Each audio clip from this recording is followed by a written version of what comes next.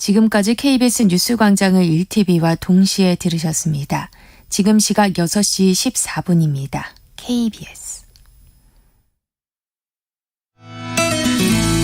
KBS 라디오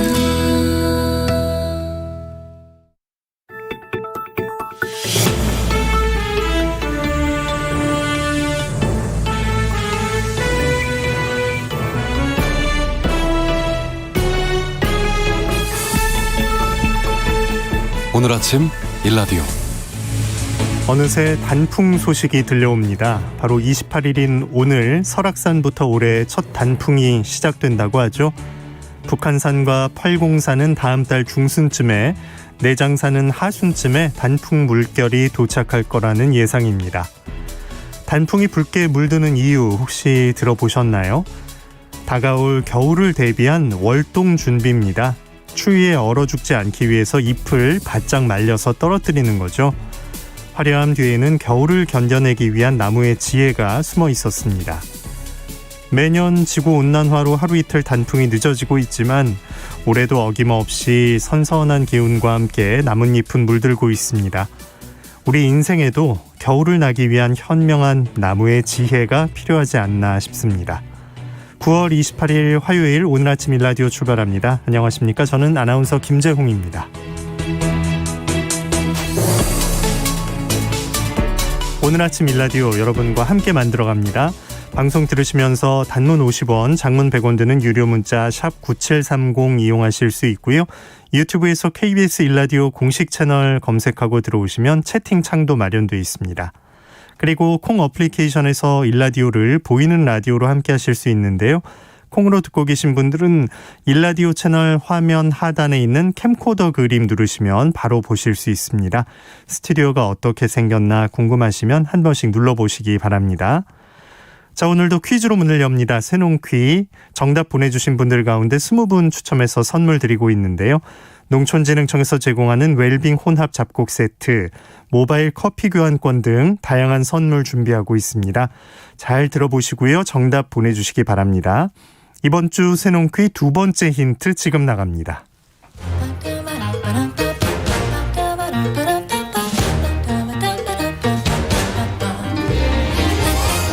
우리 땅, 우리 바다에서 자란 맛있고 건강한 우리 농수산물을 알아맞히는 세상의 모든 농수산물 퀴즈 새농퀴. 안녕하세요. 퀴즈 내는 성우 한희정입니다. 가을 이것. 맛도 좋지만 영양도 만점이죠. 피로 해소에 좋은 타우린, 또 단백질과 비타민, 무기질이 풍부해 기력 없고 지친 분들에게는 정말 보약 같은 음식입니다. 키토산 성분이 콜레스테롤 수치를 낮춰주고 아미노산이 있어 알코올 해독에도 좋죠. 영양 만점 식재료인 이것, 제대로 골라야 제맛이 날 텐데요. 그럼 이제 싱싱한 것을 골라볼까요? 배딱지가 하얗고 윤기가 나는 것, 손으로 들었을 때 묵직함이 느껴지는 걸 골라주세요. 영어로는 스위밍 크랩, 블루 크랩이라고 불리우는 이것, 무엇일까요? 정답하시는 분들은 단문 50원, 장문 100원이 드는 유료 문자 샵 9730으로 보내주세요. 20분께 행운의 선물 드리겠습니다.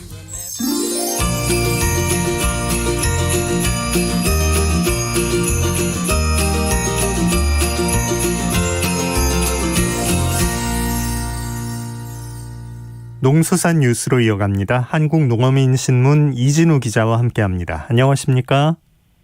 네, 안녕하십니까? 네, 올해 쌀 생산량이 공급 과잉에 이를 것이다, 이런 전망이 나왔네요. 그렇습니다. 한국농촌경제연구원에 따르면 올해 쌀 생산량 이게 381만 6천 톤 가량이 될 것으로 보이는데요. 지난해 350만 7천 톤보다 한 8% 가까이 늘어나는 것입니다. 다만 지역적으로는 출수기 때 비가 좀 내리면서 병해충 피해가 발생하고 있다는 점도 있고요. 또 태풍 등의 영향에 따라서 생산량이 변동이 될 수 있는 상황입니다. 하지만 일반 국민들이 소비하는 밥살용 쌀 그리고 군부대나 공공기관 식당 등에 사용하는 양 등 이런 것들을 포함해서 이걸 신곡 수요량이라 하고 하는데요. 네. 현재로서는 전망은 이것보다는 많을 것이다 이렇게 나오고 있습니다.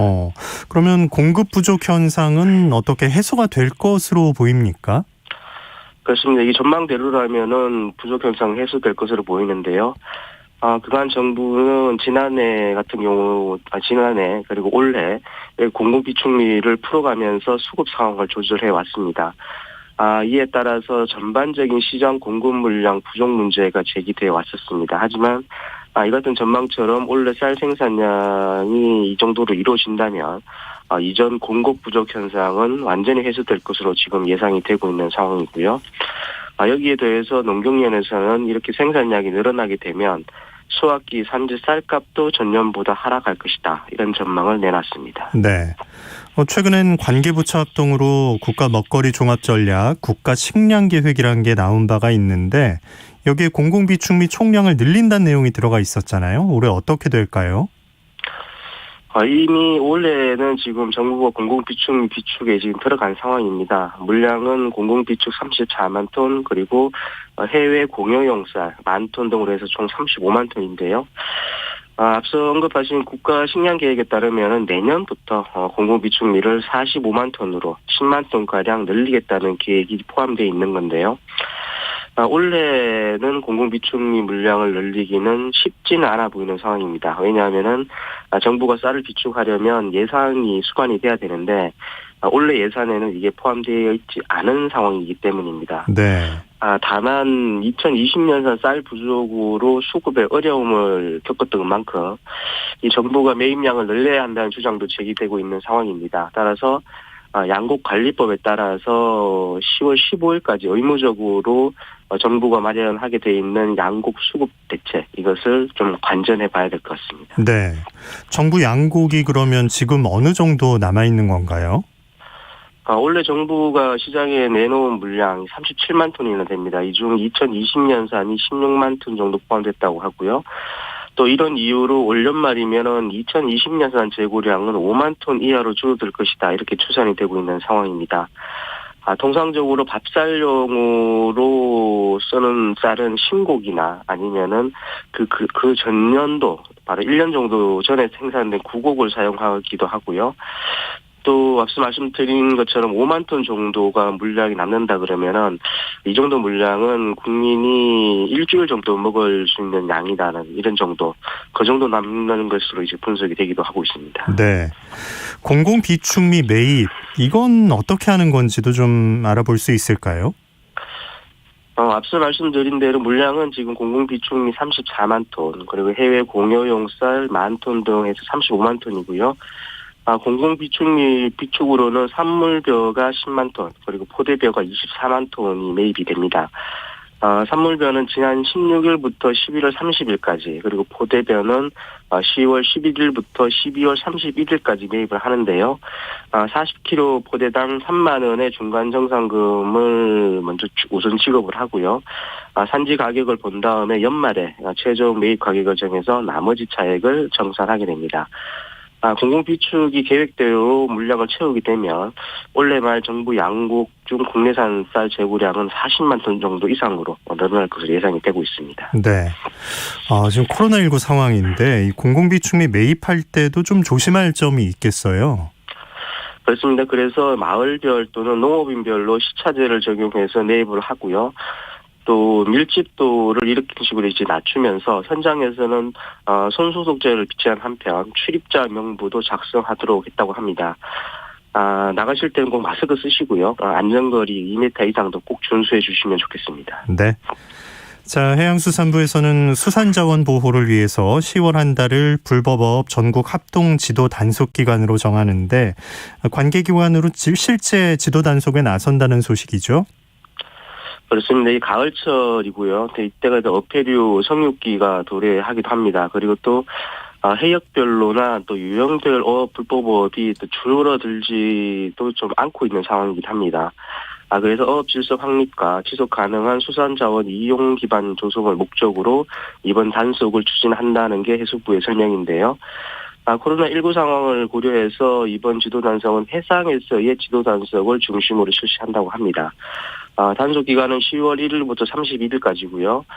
해수부의 주관으로 동해서의 남해 어업관리단 그리고 지자체와 수협중앙회가 공동으로 참여를 합니다. 그리고 대검찰청과 해경도 협조가 이루어진다고 합니다. 네, 농수산 뉴스 한국농어민신문 이진우 기자였습니다. 고맙습니다. 감사합니다.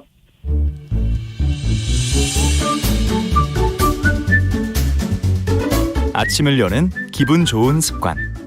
KBS 오늘 아침 1라디오.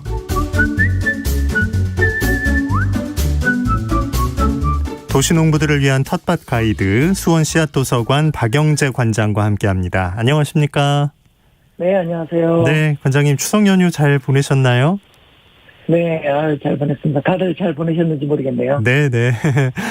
이번에 올해 그 추석이 월화수 사흘까지 주말에 붙여서 쉬게 됐었는데, 꽤 오래 지나고 연결하는 듯한 느낌이 듭니다. 추분도 지났는데 요즘 부쩍 선선하고 오늘 내일 비 소식도 있는데 지금 텃밭 풍경은 어떻습니까? 날이 서늘해지면서, 가을에 심었던 배추와 무, 그리고 쌈채소들은 지금 폭풍 성장기를 맞이하고 있습니다. 네. 그리고 호박과 오이도 다시 열심히 열리고 있고요. 기온이 30도가 넘어가니까, 30도가 넘던 시절에는 이제 숫꽃만 피다가, 이제 암꽃과 숫꽃이 이제 번갈아 피면서, 열매가 또 달리기 시작하고 있습니다. 네. 저도 추석날 어디 내려갔다가 수세미 엄청 커 있는 걸 봤는데, 호박 같은 거 지금 어느 정도 자랐을 때 수확하는 게 좋을까요? 요즘맣게 달리는 호박들은, 늙은 호박으로 익지 않기 때문에, 애호박 정도로 자랐을 때 열심히 수확해 주어야 합니다. 네. 늙은 호박도 아니고 애호박도 아닌, 그 중간 상태의 호박은, 그 쓰임새가 좀 떨어지기 때문입니다. 수확량이 많을 경우에는, 이렇게 애호박꽃이라고 해서 좀 잘라서, 이렇게 말리면, 겨울철 나물용으로 이렇게 활용할 수도 있습니다. 네. 얇게 절여서 말리면 됩니다. 애호박으로도 그렇게 보관을 해서 쓰면 되겠네요. 고추나 가지 같은 것도 많이 열렸죠? 네, 고추나 가지와 같은 열매 채소의 경우에도 요즘 이제 끝물 열매들이 달리고 있는데요. 10월 초면 중부지방에 찻서리가 예상되고 있어서 아직 풋고추 상태에 있는 것들은 뿌리째 뽑아서 이렇게 빨갛게 익기를 기다려야 합니다. 네. 그렇지 않으면 풋고추 상태로 수확할 경우에도 있는데 장에다 넣어서 고추절임을 만들거나 풀을 발라 이제 고추 부각을 만들어도 좋습니다. 이렇게 뿌리째 뽑는 이유는 서리 피해를 받지 않고 아직 익지 않은 열매를 후숙시키는 방법입니다.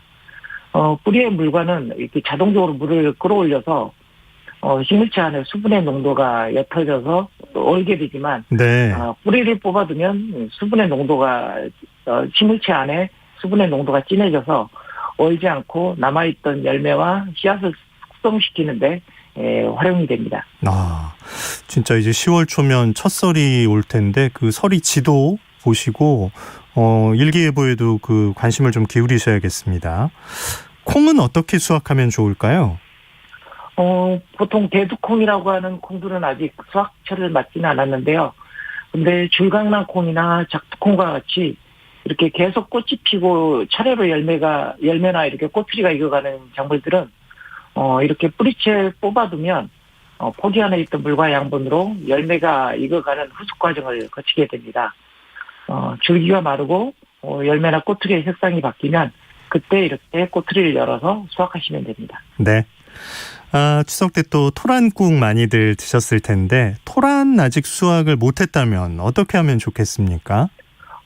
토란은 보통 8월 말 9월 초에 큰 줄기를 이렇게 잘라서 껍질을 벗기고 얇게 절면서 말리는 작업을 하게 되는데요. 토란 줄기를 아직 수확하지 않았다면 지금이라도 어린 줄기는 남겨두고 살이 오른 줄기를 잘라내서 껍질을 벗기고 얇게 절면서 말리는 작업을 합니다. 토란대 말림이라고 하죠. 양분이 줄기로 가지 않고 알뿌리로 가도록 해서 남은 어린 줄기와 잎들이 작은 알뿌리들이 성장을 하는데 도움을 줍니다. 네. 알뿌리 수확은 설이 내리기 직전에 이루어지게 됩니다.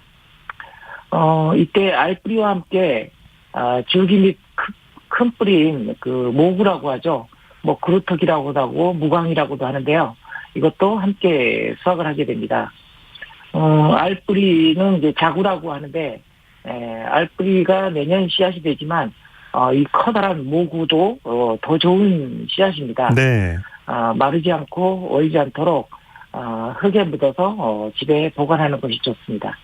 이렇게 알토란처럼 씨앗 역할을 하는 모구처럼 비슷한 것이 있는데 약혼의 관아라고 하는 부위입니다. 그 모구는 얼지 않게, 마르지 않게 흙에 묻어서 보관하는 게 요령이군요. 약혼의 관아는 그럼 어떤 부분인 건가요? 네, 고구마처럼 생긴 약혼 뿌리는 수확하고 줄기 및 관아라고 하는 것이 있는데 내년에 씨앗으로 쓸 부분입니다. 보통 약혼을 수확하고 나서 이걸 버리는 경우가 많은데요. 아이고, 예. 불긋불긋한 이 부분은 삐죽하고 나온 부분 모두에서 새로운 싹이 나와서 약혼으로 성장하게 됩니다. 씨앗의 역할을 하는 거죠. 토란의 모구처럼 얼지 않고 마르지 않도록 흙에 묻어서 집에 보관하는 게 좋습니다. 꽃이 펴서 열매를 맺고 거기에 씨앗이 들어있는데 이런 씨앗이 아닌 식물의 뿌리나 줄기가 씨앗을 대신하는 것을 영양체 종자라고 합니다. 네. 이렇게 영양체로 씨앗을 대신하는 것들이 생강이라든지 강황, 고구마, 감자와 같은 것들이 있습니다. 네. 요즘 고구마 수확도 한창이죠? 네, 고구마와 땅콩도 10월 초에는 수확을 해야 합니다. 수확을 앞둔 고구마나 땅콩은 수확을 앞두고 잎에 이렇게 검은 점들이 생겨서 수확할 때가 되었다는 것을 알려줍니다. 땅속에 키워낸 작물들은 약혼은 일주일, 또 다른 것들은 2주 정도 바람이 잘 통하는 곳에 펼쳐 놓아서 말려야 맛도 좋고 오래 저장할 수 있습니다. 흔히 이제 큐어링이라고 하는 것입니다. 네. 다른 뿌리 작물들은 얼지 않을 정도로만 보관하게 되지만 고구마의 경우에는 저장 온도가 15도입니다. 따라서 큐어링 끝나는 대로 15도 이상의 온도를 유지할 수 있는 곳에 저장해야 합니다. 온도가 떨어지면 썩게 됩니다. 예. 창고 같은 곳에도 꼭 온도계를 두고 이제 어떤 작물을 놓을지를 결정을 해야겠네요. 약혼은 보통 어떤 식으로 소비를 하나요? 약혼은 보통 큐어링이 끝난 다음에는 이제 삶아서 먹기도 하고 거기서 녹말을 내서 약혼국수라든지 이런 것을 만들어 먹기도 합니다. 네. 배맛하고 고구마 중간 맛 정도가 나서 좋아하시는 분들이 꽤 많습니다. 네. 아까 땅콩 말씀하셨는데 땅콩은 영양체인가요? 어떻습니까? 땅콩은 땅속에서 캐기 때문에 감자나 고구마와 같은 땅속 줄기나 뿌리로 알기 쉬운데 실은 영양체가 아니라 씨앗입니다. 노란 꽃이 피고 지면 씨방이 땅속을 파고 들어가서 성장을 합니다. 그래서 한자로는 낙화생이라고 부르죠. 꽃이 땅으로 떨어져서 생긴다는 뜻이겠죠. 씨앗이지만 땅속에서 캤기 때문에 다른 작물들과 비슷하게 큐어링을 하게 되고요. 이것을 통해서 곰팡이가 생기지 않도록 잘 말려서 건조한 곳에 습기가 차지 않게 보관해야 합니다. 곰팡이가 생긴 땅콩은 절대 먹어서는 안 되는데요. 아플라톡신이라고 해서 발암물질로 알려진 독소가 생기기 때문입니다. 네. 땅콩 드실 때 제일 좋은 거, 예쁜 것부터 순서대로 드셔야겠습니다. 이렇게 수확할 것들이 많은데 이제 첫설이 내릴 시기도 다가오고 부산물들이 많이 나올 텐데요.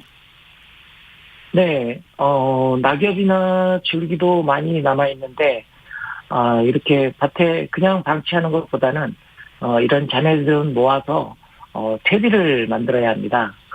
혹여 이렇게 퇴비를 만들 수 있는 조건이 안 된다고 한다면 땅을 파고 한 군데에 모아서 묻어주면 됩니다.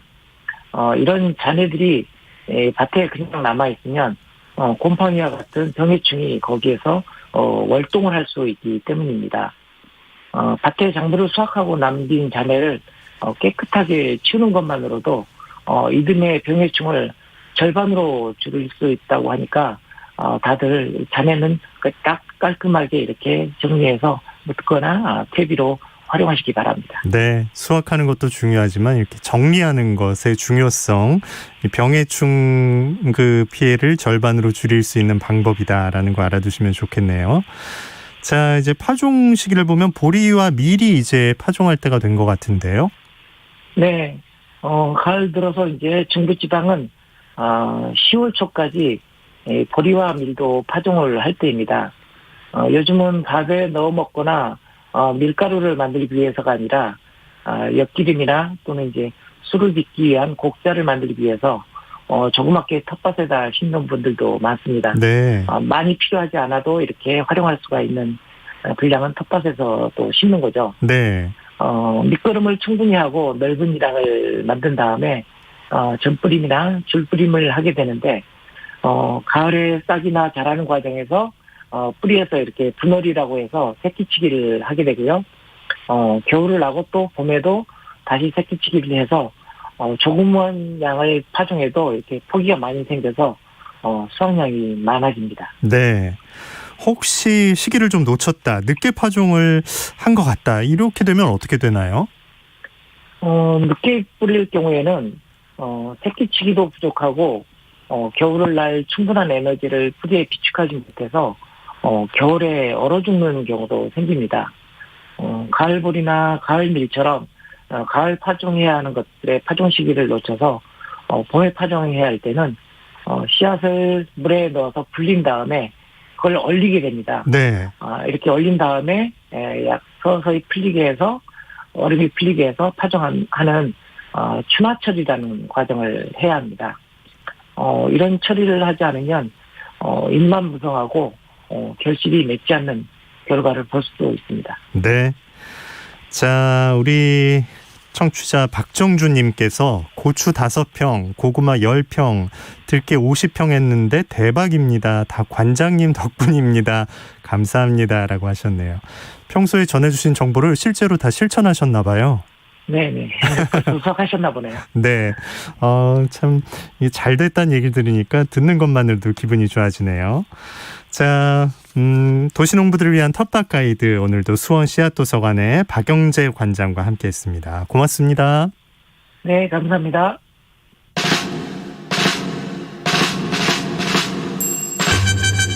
활기찬 하루를 여는 오늘 아침 1라디오 건강한 아침 습관. 안녕하세요. 오늘 아침 힐링타임. 저는 필라테스 하는 방송인 양정원입니다. 잘못된 자세나 스트레스로 목에 통증이 있는 분들께 특히 좋은 목 앞뒤 스트레칭 함께 해보실까요? 자, 먼저 머리를 앞으로 지그시 숙여주세요. 손이 자유로우신 분은 양손을 깍지 끼워서 뒷머리에 대고 뒷머리를 지그시 누르면서 양쪽 팔꿈치는 살짝 앞으로 모아주세요. 이때 등은 굽히지 않고 고개만 천천히 숙이고 호흡은 밖으로 내쉽니다. 하나, 둘, 셋, 넷, 다섯. 자, 이번에는 고개를 뒤로 젖혀볼까요? 손이 자유로우신 분은 양손을 깍지 끼고 등 뒤로 팔을 쭉 뻗으며 고개를 천천히 뒤로 젖힙니다. 이때 목, 어깨, 척추 등 근육이 전체적으로 당기는 느낌으로 동작을 반복해보세요. 자, 하나, 둘, 셋, 넷, 다섯. 가능하시면 앞뒤 5초간 3회씩 반복해주세요. 오늘도 여러분의 건강한 하루를 응원합니다. 저는 양필라 양정원이었습니다.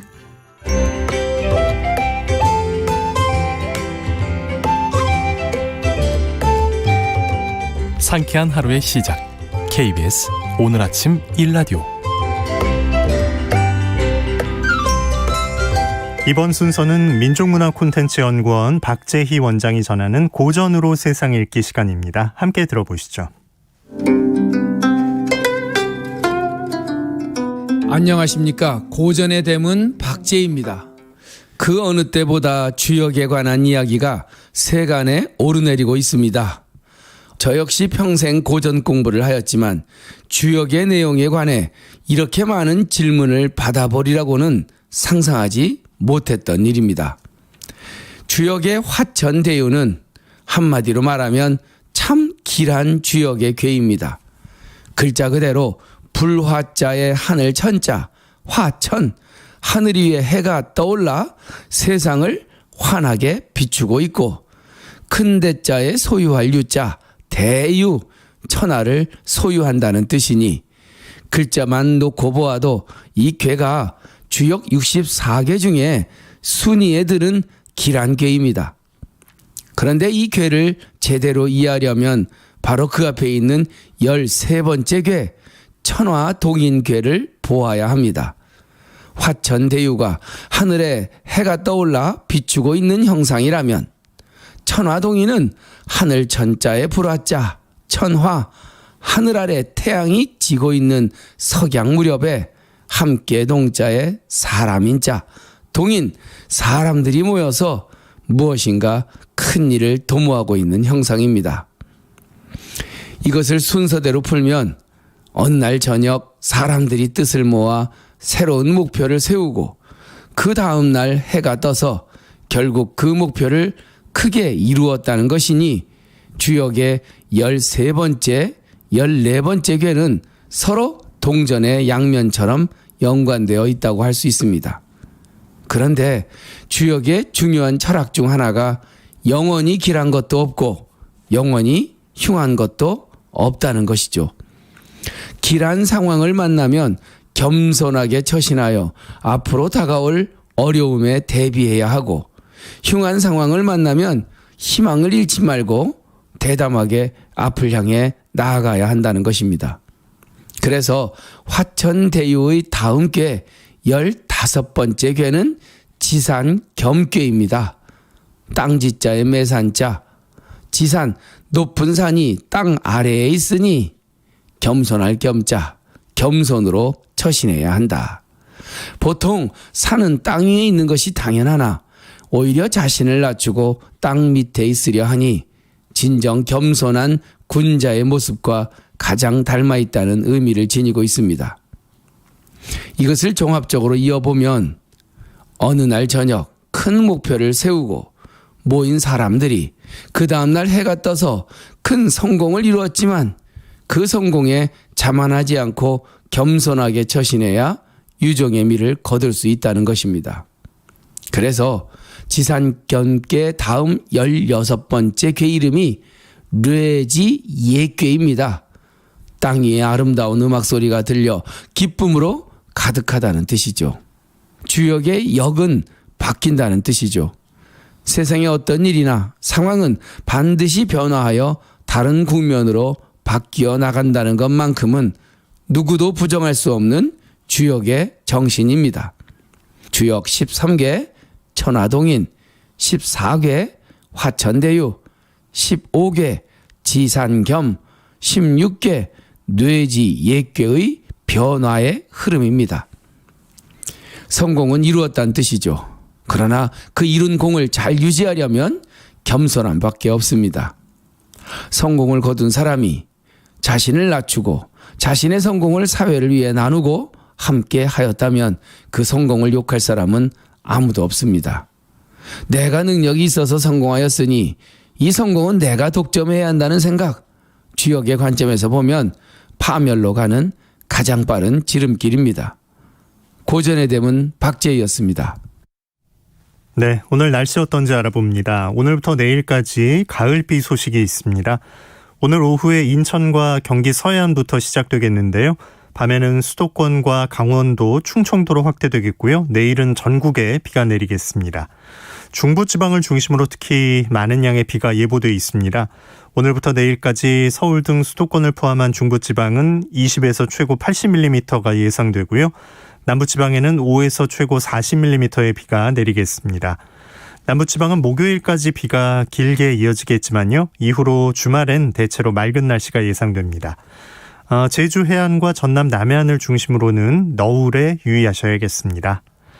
자, 문자 한 몇 개 보고 가죠. 6624님께서 명품 하늘과 그림 같은 단풍을 만나러 어디론가 떠나고 싶은 가을이 익어가고 있습니다. 라고 주셨고요.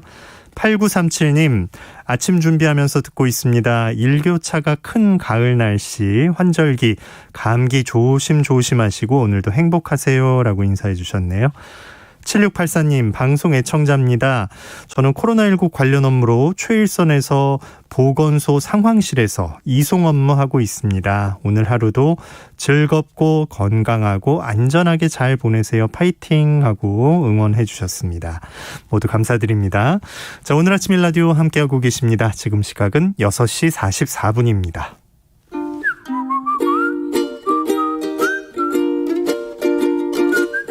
오늘 아침 일라디오 김재용 아나운서의 진행으로 듣고 계십니다.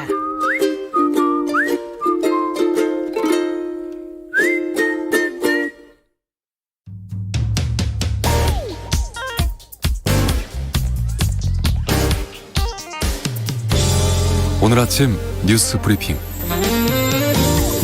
정상근 기자와 함께합니다. 안녕하십니까? 네, 안녕하십니까? 네, 코로나19 상황 어떤지 먼저 알아볼까요? 네, 어제 코로나19 신규 확진자 수가 2,383명이 나왔습니다. 어제로 누적 확진자 수도 30만 명을 넘겼는데요. 전날보다 400여 명 정도 줄었습니다만 이 주말 검사 건수 영향을 받는 월요일임에도 불구하고 역대 네 번째로 많은 확진자가 나왔습니다. 오늘도 2,000명대 확진자가 예상이 되고 있습니다. 하지만 정부는 코로나와 함께 일상으로 돌아가는 것을 미룰 수 없다며 일상회복위원회를 꾸리고 다음 달 안에 로드맵을 만들기로 했습니다. 백신을 맞은 분들이 늘어난 만큼 위중증 환자나 사망자 비율을 관리할 수 있다라고 보고 있는데요. 네. 이 때문에 중요한 것은 백신 접종인데 이 정부는 앞으로 이 백신 접종 대상을 더 넓히고 접종 간격을 줄이고 추가 접종도 시작하기로 했습니다. 이에 따라 현재 6주까지 늘린 화이자, 모더나 백신 접종 기간을 각각 3주와 4주로 줄일 예정입니다. 이에 따라 2차 접종 일정이 조정이 되고요. 이 바뀐 일정은 오늘 개별 통보될 예정입니다. 만약 개인 사정으로 정해진 날짜에 접종이 곤란하다면 10월 1일부터 홈페이지를 통해서 일정 변경이 가능합니다. 네. 그리고 11월부터 만 12세에서 17세 청소년들도 백신 접종을 합니다. 이 초등학교 6학년에서 고등학교 2학년까지 277만여 명이 대상인데요. 임산부도 백신을 맞고요. 그리고 부스터샷도 다음 달부터 고령층과 고위험군을 대상으로 시행이 됩니다. 네. 자, 어제 화천대유 대주주 김만배 씨가 경찰 조사를 받았죠? 네, 경기도 성남시 대장동 공영개발 사업에서 막대한 배당금을 챙긴 화천대유 자산관리의 대주주 김만배 씨가 오늘 참고인 조사를 받기 위해 경찰에 출석을 했습니다. 어제 출석을 했습니다. 이 취재진 앞에 모습을 드러낸 김만배 씨는 기자들로부터 이 대장동 게이트가 아니냐라는 질문을 받고 그런 것, 그러니까 정치권 로비는 전혀 없었다라고 밝혔습니다.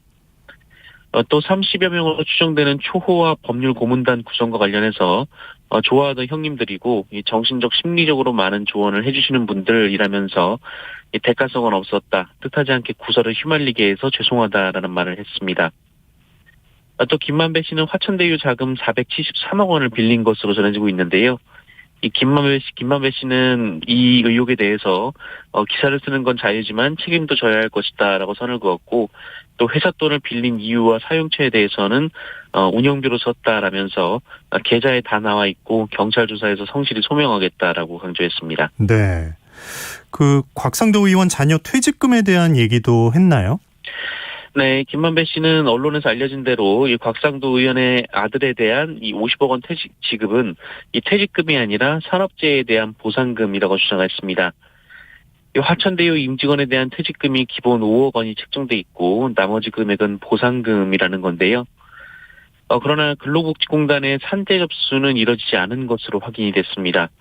이 근로복지공단 측은 JTBC에 화천대유는 산재보험은 가입이 돼 있으나 설립 이후 단 한 번도 산재 신청이 들어온 적이 없다라고 설명했습니다.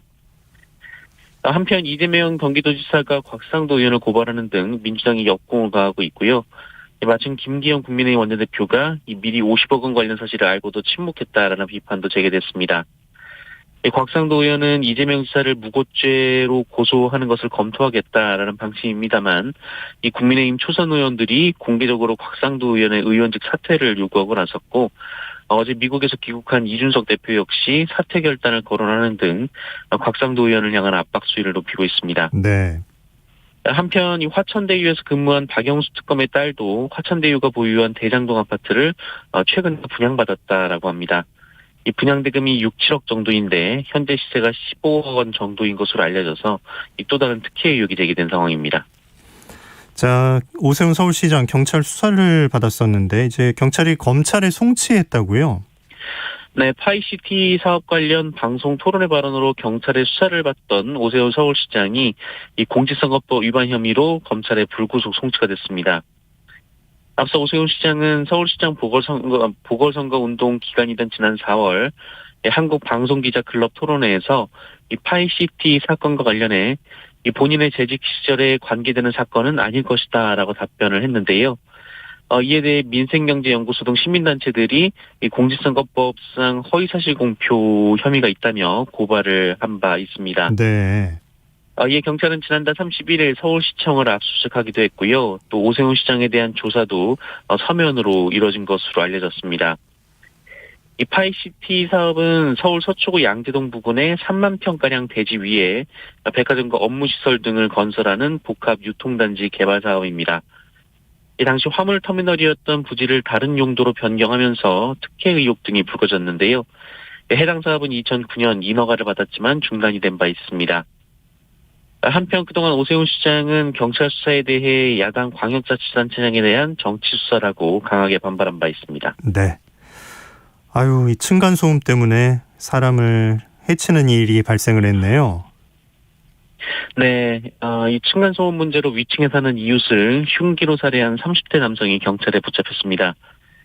전남 여수경찰서는 어제 새벽 전남 여수시 덕충동의 한 아파트에서 위층에 사는 40대 부부를 살해하고 60대 부부에게 중상을 입힌 혐의로 피의자를 현행범 체포했습니다. 피의자는 지난 17일 이 층간소음 문제로 관계기관에 한 차례 신고한 적이 있는 것으로 알려졌는데요. 그는 범행 이후 자신의 집으로 돌아가 사람을 죽였다며 경찰에 자수를 했고 경찰이 주거지에서 피의자를 체포했습니다. 피해자 부부는 치킨집을 운영하면서 두 딸을 조부모에게 맡긴 것으로 전해졌는데요. 이 두 딸은 사건 당시 방에서 나오지 않아서 이 목숨을 건졌다라고 합니다. 한편 이 층간소음 관련 논란이 끊이질 않고 있는데요. 이 분양하는 집값은 나날이 높아져 가는데 이 층간소음으로 고통받는 사람들도 늘어나고 있다라는 게 문제로 제기되고 있습니다. 네. 그나마 2014년부터 이 공동주택 바닥 두께가 21cm 이상으로 강화됐습니다만 불충분하고요. 또 이전에 지어진 주택은 해법도 없는 상황이라 좀 논란이 되고 있습니다. 네. 문재인 대통령이 개식용 문화에 대한 입장을 냈네요. 네, 정부가 개 식용 금지를 명문화하는 방안을 본격 검토하기 시작했습니다. 문재인 대통령은 어제 김부겸 국무총리로부터 유기 반려동물 관리 체계 개선 방안을 보고받고 관계부처에 개 식용 금지를 신중하게 검토해달라고 지시했습니다. 현재 국회에는 개고기를 먹거나 판매하는 행위를 금지하는 법안들이 계류 중인데요. 이를 포함해서 여러 방안이 논의될 것으로 보입니다. 이 반려견을 키우고 있는 문재인 대통령은 이 반려견 토리를 개 식용 반대 집회에 참석시키기도 했었습니다. 한편 반려동물을 기르는 인구가 1,400만 명을 넘기면서 이 대선 주자들도 앞다투어 관련 공약을 내놓고 있는데요. 이 민주당 이재명 후보는 지난달 동물복지 공약을 발표하면서 사회적 합의를 전제로 개 식용 금지를 추진하겠다라고 밝혔고 이낙연 후보도 육견 산업 금지 공약을 그리고 국민의힘 유승민 후보도 이미 지난 대선에서 단계적 금지를 약속한 바 있습니다. 윤석열 후보는 선택의 문제라며 신중한 입장을 밝혔습니다. 네. 자, 아파트 외벽 청소하던 노동자가 또 추락해서 숨졌다고요? 네, 얼마 전에도 비슷한 일이 벌어졌고 그때도 사망한 노동자가 20대였는데요. 네네. 어제 오전 10시 40분쯤 인천 송도의 한 아파트에서 아파트 외벽 유리창을 청소하던 29살 노동자가 추락해 숨지는 사고가 있었습니다. 이 노동자는 49층 옥상에서 시작해서 2시간가량 청소를 하며 내려오던 중 15층 높이에서 밧줄이 끊겨 떨어졌는데요. 사고 당시 노동자 6명이 한 조로 작업을 했고 1층에는 신호수와 현장 소장이 있었다라고 합니다. 하지만 지난 사고와 같이 이 보조 밧줄 없이 작업용 밧줄 하나에 의지해서 작업을 하다가 사고가 난 것으로 알려졌고요. 네. 또 밧줄은 아파트 외벽에 붙어있는 이 돌출 간판 모서리에 쓸려 끊어진 것으로 추정되고 있습니다. 한 달 전부터 시작된 해당 아파트 외벽 유리 청소는 어제가 마지막 날이었다고 하는데요. 이 숨진 노동자는 어제 이 아파트에 처음 일을 나왔다고 합니다. 이 경찰은 안전수칙이 제대로 지켜졌는지 정확한 사고 경위를 조사할 예정입니다. 네. 자, 우리 양궁 대표팀 세계선수권 전 종목 석권이라는 대기록을 세웠네요. 네, 한국 양궁 리커버 대표팀이 12년 만에 세계선수권 대회 전 종목을 석권하는 쾌거를 이뤘습니다. 특히 남자부에서 김우진 선수가 혼선전, 이 단체전에 이어 개인전까지 3관왕을 이뤄냈고요. 또 여자 개인전에서는 장민희 선수가 압도적인 기량으로 우승을 했고 도쿄올림픽 3관왕 안산 선수는 동메달을 획득했습니다. 양궁 대표팀은 이로써 12년 만에 혼선전부터 단체전 개인전까지 세계선수권 전 종목을 석권을 했습니다. 세계 최강을 다시 한번 증명을 했고요. 그리고 이 코리안 탱크 최경주 선수가 한국인 최초로 이 PGA 시니어 투어 정상에 올랐습니다. 2002년 PGA 투어 컴팩 클래식에서 한국인 최초로 프로골프 투어를 우승한 최경주 선수는 통산 8승을 올린 아시아 골프의 전설인데요. 이 갑상 선수가 고질적인 허리 부상으로 선수 생명의 위기를 맞았지만 이를 이겨내면서 10년 4개월 만에 챔피언이 됐습니다. 또 잉글랜드 프리미어리그 토트넘 핫스퍼의 손흥민 선수도 팀 패배 속에 홀로 빛나며 시즌 3억 골을 넣었습니다. 네. 아유, 최경주 선수 정말 대단하네요. 뉴스브리핑 정상근 기자 고맙습니다. 네, 고맙습니다. 자, 오늘과 내일 비 예보 있습니다. 우산 챙겨서 나가시기 바랍니다. 자, 오늘도 건강하고 안전